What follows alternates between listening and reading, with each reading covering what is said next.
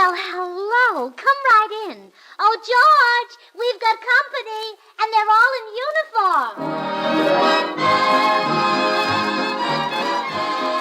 And now meet the people who live in the Burns house, George and Gracie.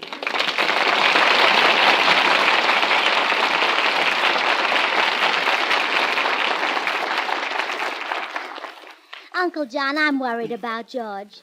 He just hasn't been himself since Gordon Cates moved in next door. Well, you know, Gracie, I think the thing that really gripes George is that Cates has so many more muscles than he has.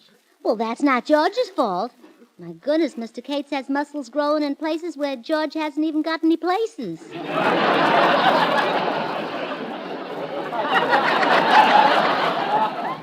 Well, maybe it would cheer George up if you took him out to a movie or something. I tried that. I took him to see his favorite star, the one who always sends him from the theater with a dreamy, lovelorn look in his eyes. Betty Grable? No. Bugs Bunny.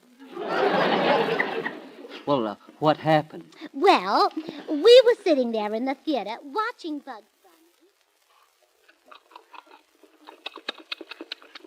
Yeah. What's up, Doc? I'm a hunter. I'm looking for wabbits. Wabbits? What's a wabbit? Well, it's a little animal that has long ears. Oh, you mean like these I got, Doc? Yeah. And he's got a little pink nose that twitches. Oh, you mean like mine, Doc? Uh-huh. And he's got a little cottontail that looks just like a powder puff. Well, mine is 50% wool, but does it look like this, Doc? Yeah, well, he does. Say, you know something? You look just like a rabbit. No kidding? Uh-huh. Well, come here, Doc. Yep. Now, look, I don't want you to spread this around. Oh, no, I won't tell a soul. But confidentially, Uh-huh. I am a rabbit!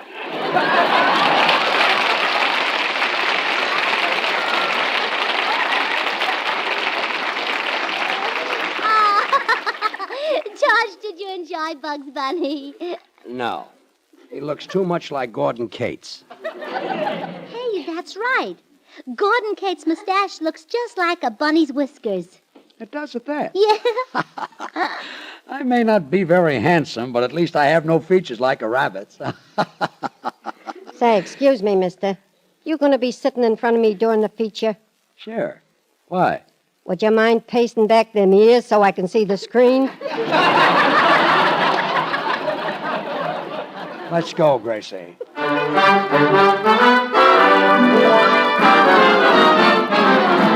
Let's sing a song about Susie, that pretty little witty little Susie, with the big brown eyes and the turned-up nose and the big blue bow in her hair. Let's sing a song about Susie, that haughty little naughty little Susie, with the dimpled chin and the cutest grin and the darndest innocent stare. Oh, oh, she's as sweet as a bun, and she's second to none. And what's more, she's a bundle of joy and a barrel of fun. Let's sing a song about Susie. You've got to go for someone so divine. But if you want to make love to Susie, no can do, mustn't touch. She's mine.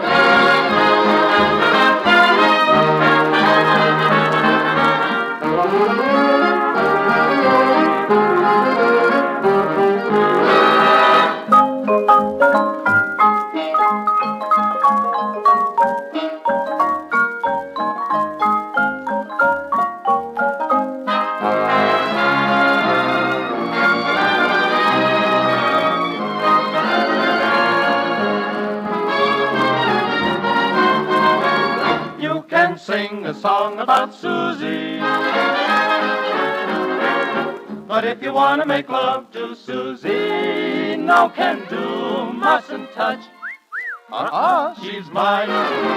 Pretty little witty little Susie is mine.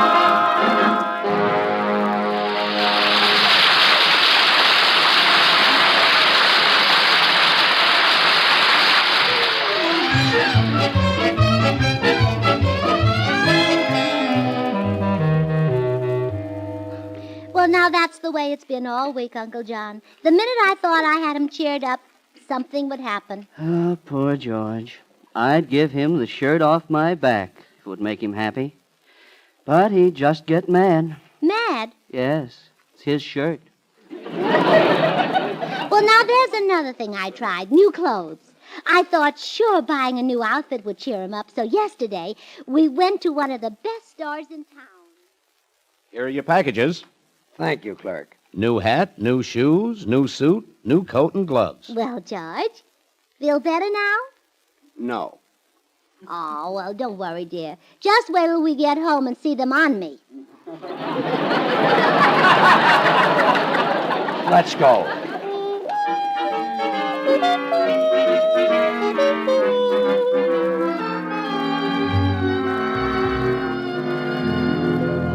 But even that didn't cheer him up, Uncle John. I guess he's doomed to be my little sad sack. Yes. You know, Uncle John, the thing that hurts me more than anything else is the fact that George never sings anymore. He has such a glorious voice. Oh, really? Oh, yes. Used to be at this time of the morning, he'd sit in the tub and just shake the plumbing. Oh, I used to call him my little soap-sud Sinatra. He is the Sinatra type. Yes, say, maybe if we could get George into the bathtub this morning, he'd sing again. You, mean he hasn't had a bath since Mr. Cates moved next door? Oh, no. He's been taking showers. And he never sings in the shower. The drum beats drown him out. Drum beats? The water bouncing off his tummy. I tell you, let's see if we can get him to take a bath instead of a shower this morning. It's worth all... Come in.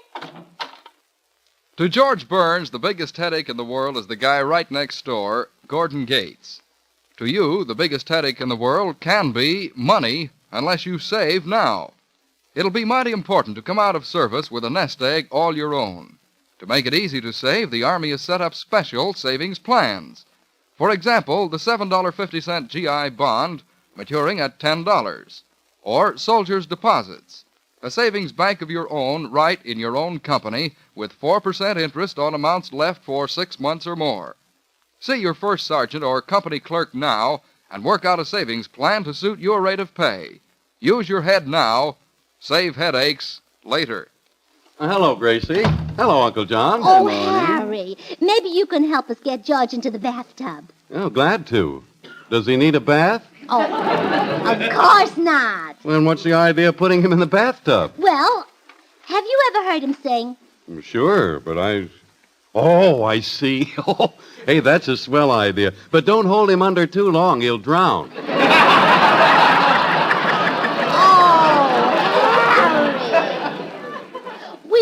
George to sing. You see, Gordon Cates living next door has made George miserable. He's quit singing. Now, if we can get him in the bathtub, maybe he'll sing again. Oh, now I get it. That'll make Kate's miserable, and they'll be even. That's fair enough. Where is George? He's in the den. Well, just leave it to me, Gracie. I'll put him in the tub. But Harry... Oh, well. Gracie, did you notice something strange about Harry Von Zell? No stranger than usual.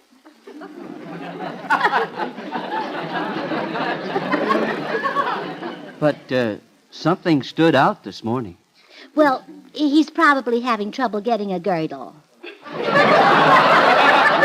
I put the little man in the bathtub. I better be running along now, Gracie. But, Harry, didn't you put something in the bathtub with him? Huh? Oh, sure, of course. I wouldn't let him in without it. Well, sure. Well, sure. His inner tube.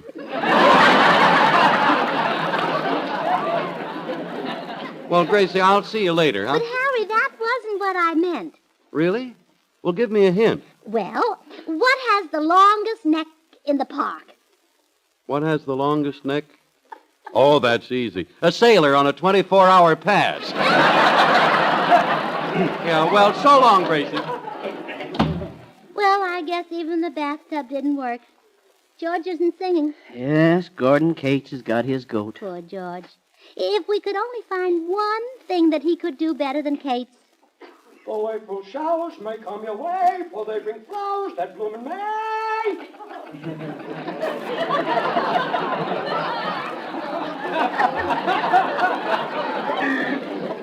Where did that come from? From the bathroom, Uncle John. My gosh, and poor George is in there alone.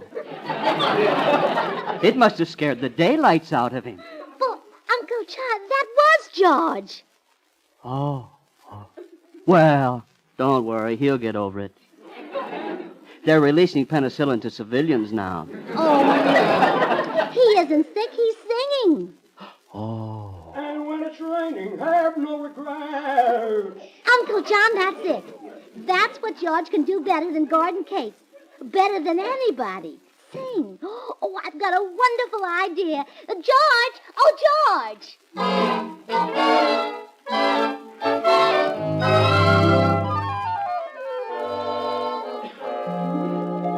Now, let me get this idea of yours straight, Gracie. We give a party tonight and invite Cates and his friends. Right. And during the party, we ask Cates to sing. Then while he stammers and stutters his apologies, you rise to your feet, throw back that magnificent head, uncork those silver tonsils, and blast him into social oblivion. If I could be with you and out tonight, if I would do the things of mine. Oh, I want you to know. George, you're solid. Oh, you're solid, sugar throat solid. Come on, let's go over and invite Gordon Cates to the party tonight.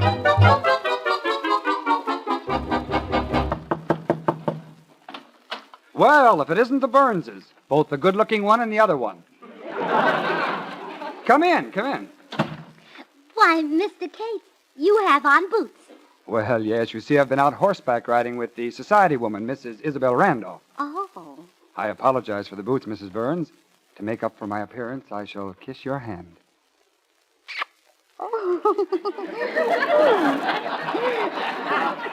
Good thing he isn't wearing overalls.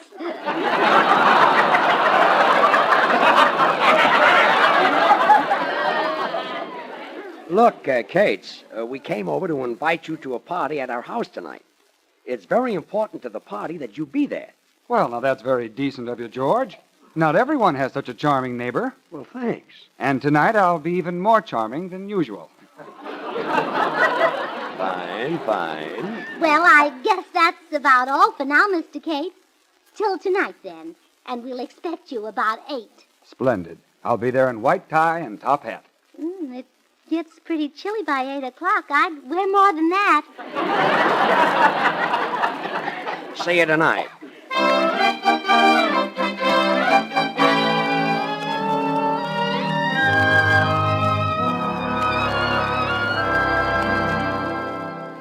Oh, George, I just can't wait for the party tonight. That Gordon Cates has been going around holding his nose so high in the air. Well, just wait till he hears you sing. He'll hold it a different way.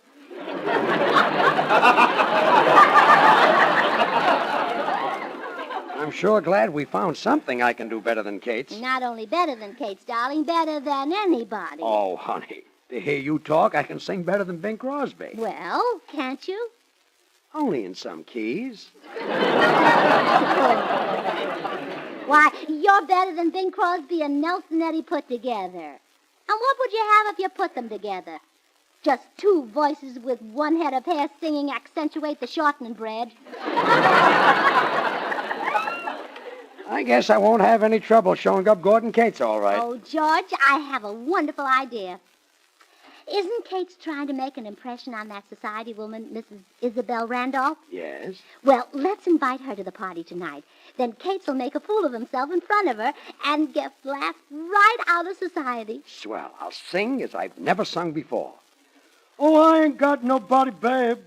Nobody cares for me. Little George, I'm so sad and lonely, George, baby. wait. Look there. You just can't sing that tonight. Why not? Well, it hasn't enough class. Mrs. Isabel Randolph will be here, and she's used to the higher type music, the classics. You're right at that. What would Lawrence Tibbett sing? Well, if this was Saturday night, he'd sing Don't Fence Me In. That's not a classic. It is on the hit parade. How about On the Road to Mandalay? Well, that's good. Or Drink to Me Only with Thine Eyes. That's not only a good song, but a wonderful trick. I'll pick out something. You run over and invite Mrs. Randolph to the party.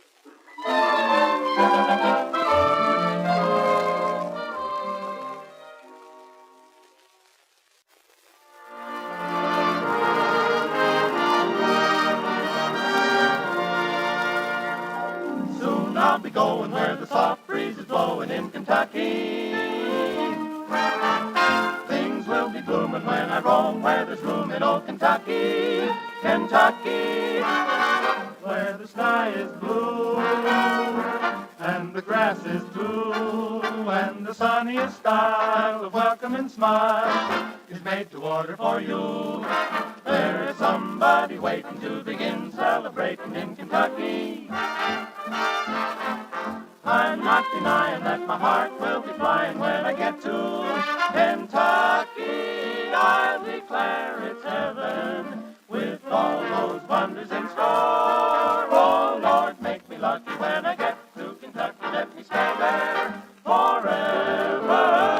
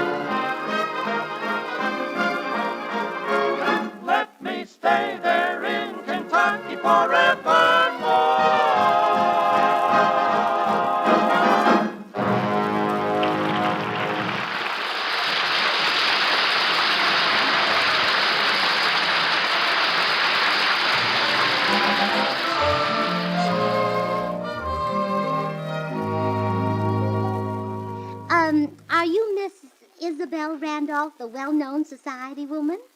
Yes? Well, I'm Mrs. George Burns, the well-known society girl. Indeed? Yes. Now, I'm giving a party tonight, Mrs. Randolph, and I'd like you to come. Oh, really, my dear? That's quite impossible. I couldn't be a guest in your home unless I knew something about your background. Oh, we have a very nice background. It reaches all the way to the alley and has 2 orange trees and a bird bath. But the party's being given in the house. Not your backyard, Mrs. Burns. I had reference to your social background, your family connections. Oh, that's important? Vital, my dear. For example, nothing makes me prouder than the fact that one of my male ancestors married a stackpole. Oh, really? All mine married women. She was a woman. The stackpoles are people. Well, I'm glad for your ancestor. Now, how about coming to my party tonight? Mrs. Burns, you don't seem to understand the importance of ancestors. Now, mine came over on the Mayflower. They belong to that brave little band that sailed to America in 1620. Mine belonged to that brave little band who saw them coming and said, uh-oh, more immigrants. This is no jesting matter, my dear girl. I am able to give definite proof that I am descended from Patrick Henry. Oh, that's nothing. I'm descended from Frank Joe. Frank Joe who? Well, Patrick Henry who?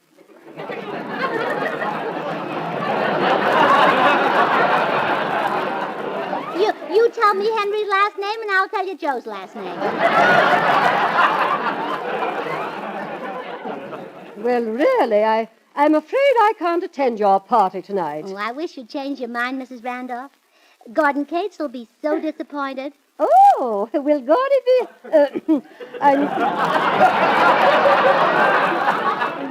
I mean, will Mr. Cates be there? Yes. Well, Mrs. Burns, perhaps I've been a bit hasty. After all, this is a democratic country, isn't it? One must not allow oneself to become narrow. And it's easy to see that you haven't. Well, really? Well, see you at the party, Mrs. Randolph.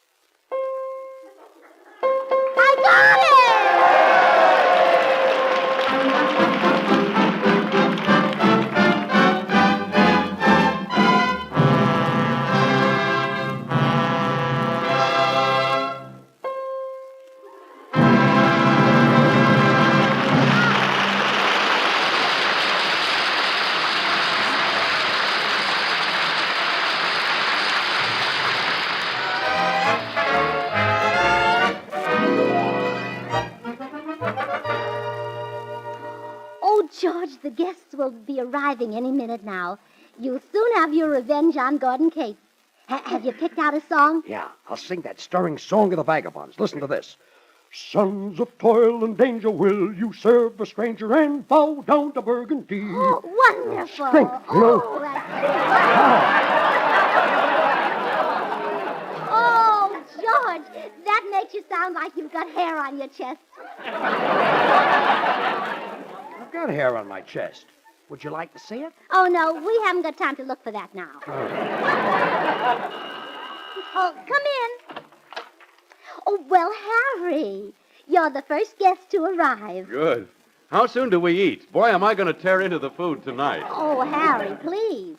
Tonight of all nights, watch your etiquette.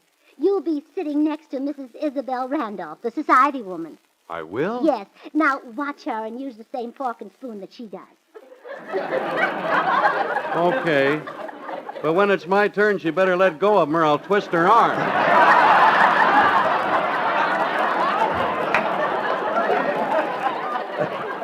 You know, when I'm hungry, I don't... Harry. Huh? This is a sort of a society affair tonight. Try to put on the dog a little. Oh, well, if that's what you want. I'm a real blue blood, you know. My family is loaded with dukes and lords and earls. What, no counts? Yeah, a few of them are no counts, but... Oh, you mean royalty? Oh, sure. Harry, stop clowning. We want you to make a good impression on Mrs. Randolph. Oh, pip, old pot. Mrs. Randolph and I shall probably say poo-poo to your party. Pop off to a pub and put away a pint of port. That is, unless she's a dry. Well, she won't be after you talk to her. See, here comes Mrs. Randolph up the walk now. Oh, my goodness. Now, Harry, don't you dare ask her to take a bath. Oh, don't worry. Gee whiz, Gracie, I know what to say. How do you do? Oh, how do you do, Mrs. Randolph? Come right in. I'd like you to meet my husband, Mr. Burns. How do you do? How do you do? And this is Mr. Harry Von Zell. How do you do? Now, this is an honor, Mrs. Randolph. I've heard so much about your famous family line. Thank you. I am quite proud of our family line. Yes, indeed, you should be. Well, really, this is most irregular. That's where you're wrong. It happens every week. Won't you come into the living room, Mrs. Randolph? The other guests will be arriving now, and later we're going to have some music. Ah, wonderful. I do hope you'll have Beethoven. Well, we probably will. We've invited just about everybody.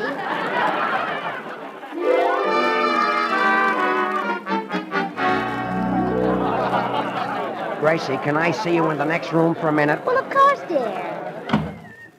Gracie, I think it's time for the singing now. Gordon Cates has hogged the party long enough. He certainly has, dancing with all the girls. Well, believe me, I'll fix his wagon. Oh, there's nothing wrong with that. He rumbas beautifully. I mean, I'll show him up with my singing.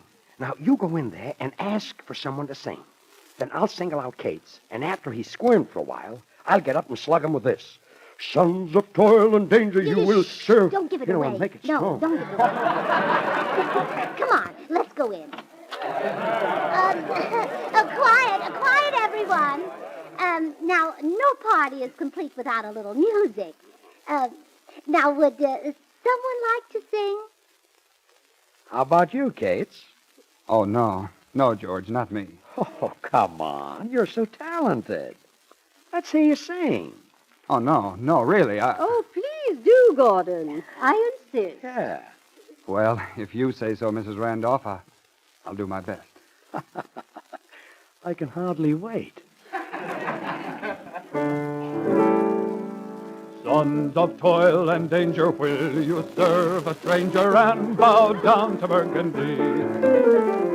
Sons of shame and sorrow, will you cheer tomorrow for the crown of Burgundy? Onward, onward, swords against the foe. Forward, forward, the lily banners go.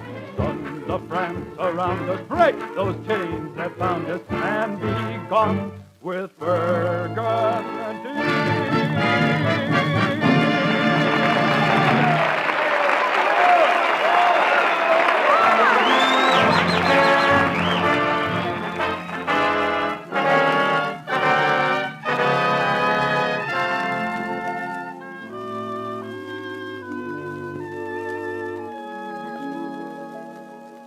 Here, try another sleeping capsule, George. I've taken 4. What time is it? It's 3 o'clock in the morning. Here, I'll leave the capsules by your bed. Where are you going? Downstairs, Gordon Cates is still singing, and I want to hear